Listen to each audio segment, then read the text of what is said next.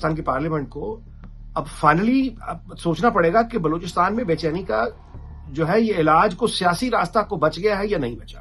یہ جو معاملہ ہو رہا ہے دہشت گردی کا، اس کے پیچھے جب تک اس نظریے کو نہیں کچلا جاتا، اس کا جواب نہیں دیا جاتا، بیانیے کا جواب نہیں دیا جاتا، تب تک خالی بندوق کے ساتھ کچلنا جو ہے وہ کافی مکمل علاج نہیں ہے. بھارت اس پوری صورتحال کا مکمل فائدہ کیوں نہ اٹھائے؟ وہ اٹھائے گا، دشمن ہے نا، وہ اٹھائے گا. تو ہمیں بیسیکلی اس کے لیے تیار، دیکھیں نا کہ ادھر بھارت ہے، ادھر افغانستان.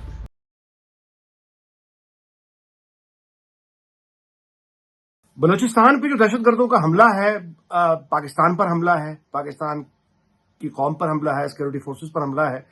بنیادی طور پر یہ حملہ جو ہے اس کو ہمیں دو حقیقتیں اپنے سامنے رکھنی چاہیے. ایک تو یہ کہ بھارت بار بار ان کی یہ پوزیشن ہے کہ آپریشن سندور ابھی ختم نہیں ہوا، جاری ہے. اور یہ سوچنا بھی ظاہر ہے کہ حماقت تھی کہ اگر کوئی بھی پاکستان میں سوچتا تھا کہ بھارت کے ساتھ ہم اس طرح سے بھارت کو ہیوملیٹ کریں گے پوری دنیا میں، اور پاکستان اس طرح سے ریلیونٹ ہو جائے گا اور بھارت چپ کر کے بیٹھا رہے گا، تو یہ تو کبھی ہو نہیں سکتا تھا. اور خود بھارتی اعلیٰ ترین سطح پہ یہ مستقل دہرائے چلے جا رہے ہیں کہ آپریشن سندور ابھی ختم نہیں ہوا، جاری ہے، ہم تو ابھی حساب لیں گے. تو ایک تو یہ حقیقت ہمیں اپنے سامنے رکھنی چاہیے.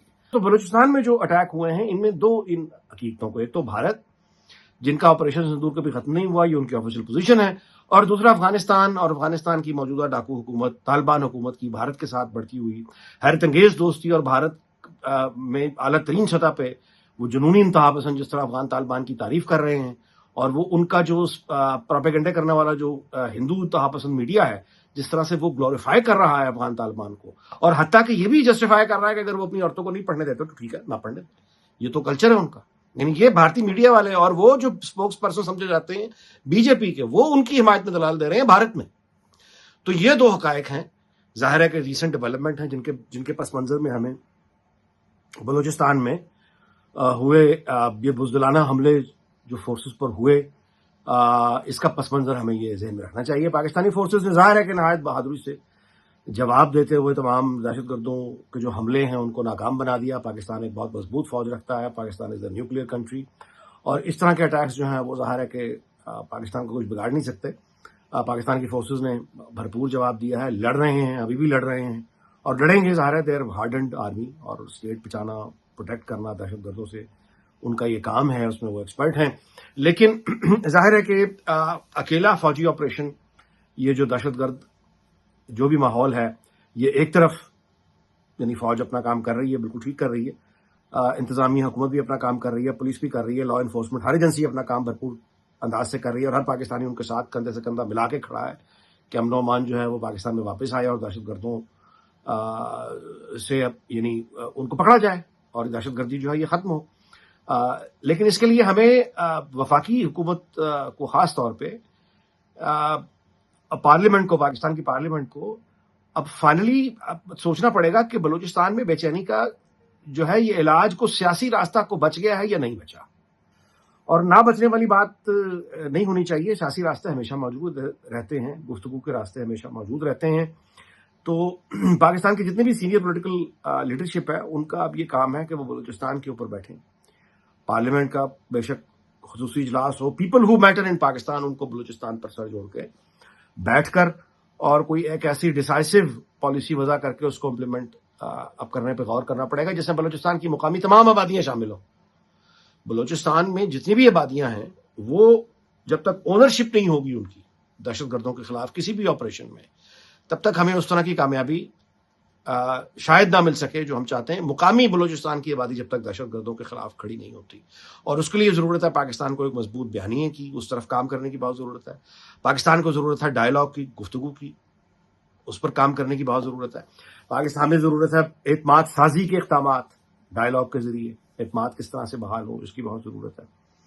اور یہ تمام یعنی جو حساس معاملات ہیں ان کو دیکھتے ہوئے، پھونک پھونک کر قدم اٹھاتے ہوئے، دہشت گردی کے خلاف جو پالیسی ہے، اس کے خلاف بیانیہ ہے، وہ پورے ہوم ورک کے ساتھ امپلیمنٹ آج اگر کریں گے تو وہ اس کے نتائج آپ کو کہیں جا کے 10-15 سال بعد ملنے شروع ہوں گے. یہ اتنا طویل عمل ہے، کیونکہ ایسا نہیں ہے کہ اوور نائٹ آپ نے جو ہے وہ سوئچ آن آف کر دیا. یہ نارمل کوئی لا اینڈ آرڈر سچویشن نہیں ہے.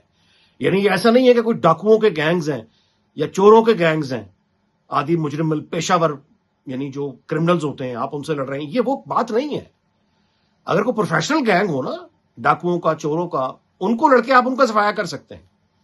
لیکن یہ جو معاملہ ہو رہا ہے دہشت گردی کا, اس کے پیچھے جب تک اس نظریے کو نہیں کچلا جاتا, اس کا جواب نہیں دیا جاتا, بیانیے کا جواب نہیں دیا جاتا, تب تک خالی بندوق کے ساتھ کچلنا جو ہے وہ کافی مکمل علاج نہیں ہے. میرے کہنے کا مطلب یہ کہ یہ مکمل علاج نہیں ہے. ضرور ہے, ضروری علاج ہے, لیکن مکمل نہیں ہے.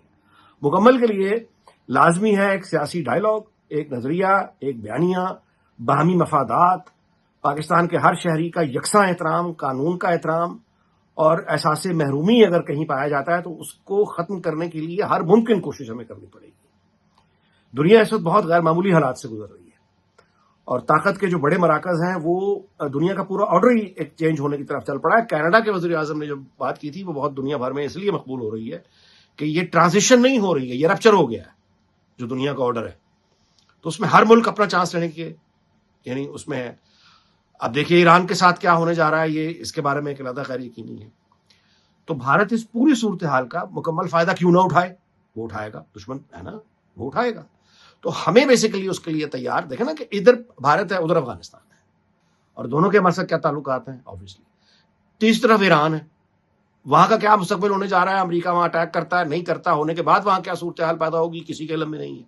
وہاں پہ ایران میں اگر آرڈر کلیپس ہوتا ہے تو اس کے اثرات بلوچستان پہ کیا آ سکتے ہیں, افغانستان کے ساتھ ہمارے یعنی مزید کیا ہو. تو یہ ایک گرینڈ ڈائلاگ, ایک گرینڈ اسٹریٹجی, وہ سب کو مل کر پاکستان کے بڑوں کو, سول ملٹری سب کو بیٹھ کر ایک کنسنسس کے ساتھ کو پالیسی بنانی پڑے گی, ورنہ یہ ظاہر ہے کہ بزدلانہ حملے ہیں جاری رہیں گے.